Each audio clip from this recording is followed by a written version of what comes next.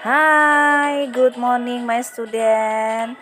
See you again with Miss Tati. This time we will learning thematic lesson. Let's study together. Oke, come on, belajar bersama Miss Tati. Di pembelajaran 3, kita akan belajar mengenal kalimat-kalimat perintah. Kita akan perhatikan, ayo membaca di halaman 67. Setiap hari Jumat, sekolah Nina mengadakan Jumat bersih. Siswa di kelas Nina selalu kompak. Mereka bekerja sama membersihkan kelas. Pekerjaan yang berat akan terasa lebih ringan jika dilakukan bersama.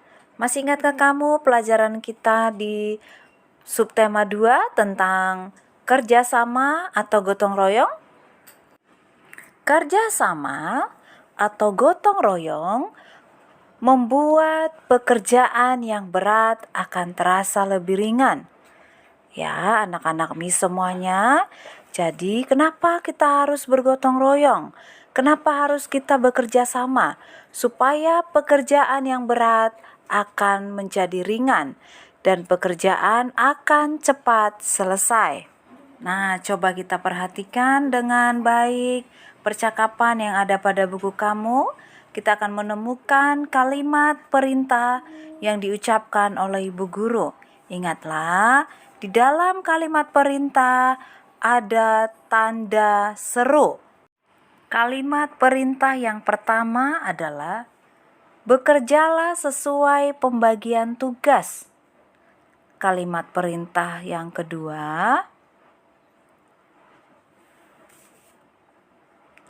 bekerjalah dengan rukun dan kompak.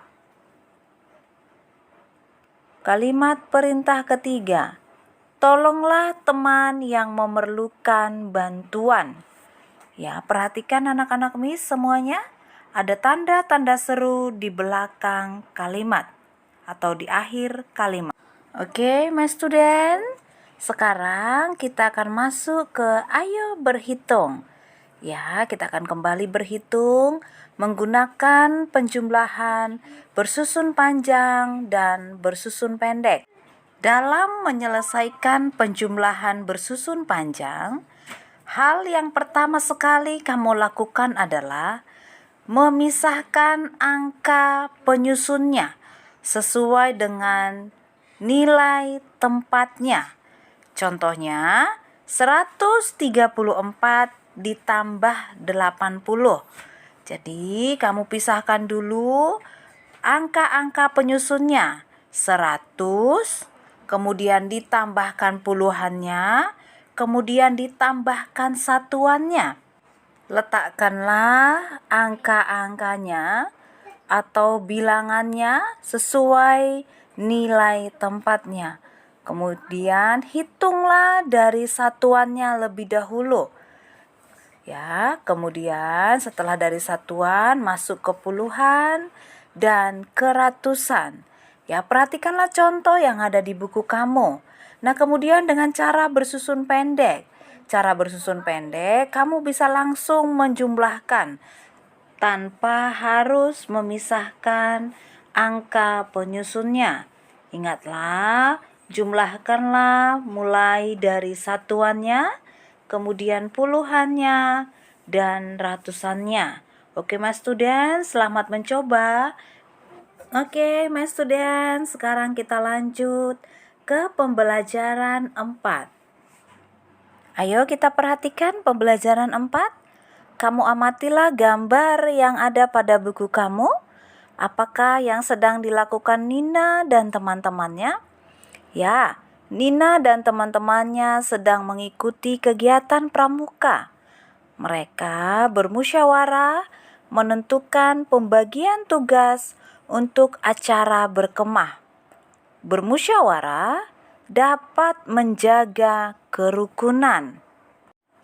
Bermusyawarah dapat dilakukan di rumah dan di sekolah. Apabila ada sesuatu yang harus dikerjakan secara bersama-sama, boleh dimusyawarahkan terlebih dahulu, sehingga hasil musyawarah dapat dikerjakan oleh seluruh anggota.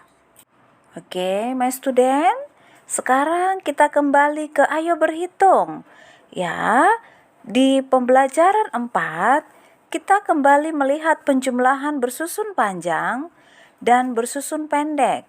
Ya, dari penjelasan Miss Tati tentang penjumlahan bersusun panjang dan bersusun pendek, kita akan lebih mudah mengerjakan soal-soal latihan yang ada di buku kamu. Perhatikanlah halaman 73. Kita akan menyelesaikan soal nomor 3. Di dalam soal nomor 3 terdapat soal cerita. Soal A, ada 218 buku pelajaran dan 82 buku cerita. Berapakah jumlah buku seluruhnya? Untuk menyelesaikan soal cerita, penjumlahan dalam soal cerita, kamu harus menyusun lebih dahulu bilangannya. Ya. Kemudian kamu harus perhatikan kalimat-kalimatnya. Apakah kalimat itu tentang penjumlahan atau pengurangan? Oke, my student, setelah kamu susun dan kamu pahami ceritanya tentang penjumlahan atau pengurangan, dan lakukanlah sesuai dengan petunjuk-petunjuk soal. Ya, anak-anak Miss, kamu harus rajin mengulangi pelajaran kamu. Oke, anak-anak Miss semuanya, sampai di sini dulu penjelasan Miss Tati tentang penjumlahan bersusun panjang dan bersusun pendek. Oke, terima kasih sudah mengikuti pembelajaran Miss Tati lewat video. And then, goodbye and keep spirit.